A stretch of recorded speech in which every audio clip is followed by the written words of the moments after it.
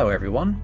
The Kawasaki gas tank will be going for metalwork and paint eventually, so today I'll drain the gas from the tank and remove the gaudy decals.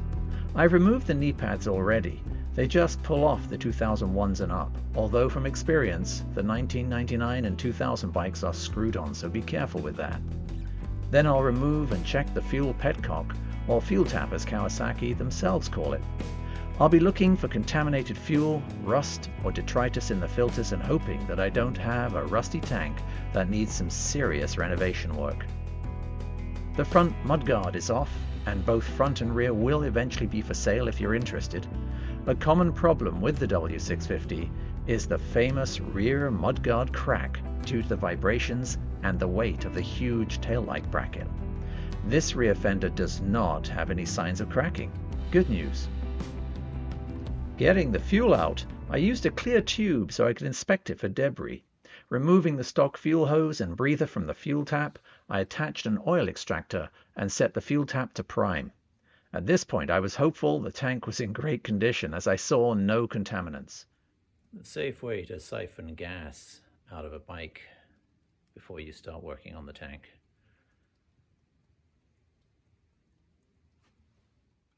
No matter how sure you are, label everything you're taking off the tank. It's just going to make your life so much easier when you put the thing back together in a year or two. Then it was heat gunning and removing those ugly decals.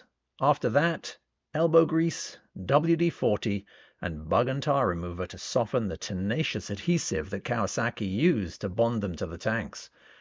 I used some plastic trim removing tools. Don't use metal, razor blades, or anything that could damage the finish, and that includes some chemicals. Even though I'm repainting the tank, the prep will be much easier if I can avoid gouges, nicks, or scrapes in the paint. Let the WD-40 or paint safe remover sit for 20 minutes before you start. Sporadically use a heat gun, although I had the feeling this just made the adhesive even more tacky and harder to remove. The bug and tar remover hardened the adhesive, which actually made it a little easier to scrape it off. Take your time, use moderate pressure, and eventually all traces will be gone. Yes, the decals are for sale if you really want bling. Removing the fuel tap is easy and the two screws are not on tight. Some gas will drain from the tap, so do it outside.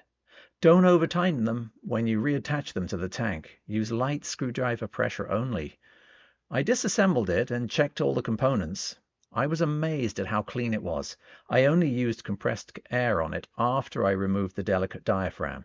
Finally, a big sigh of relief was when I inspected the fuel filters on the fuel tap itself. They were mint, a testament to the previous owner's use of the bike. Well, that's how she sits today. Next, I'll be grinding off the metal tank pad attachment ears. Wish me luck.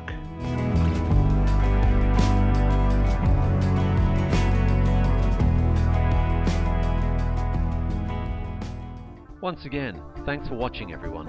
If this is the first time you've watched, please consider subscribing. I do product reviews, motorcycle reviews, off-road and on-road vlogs, as well as tours.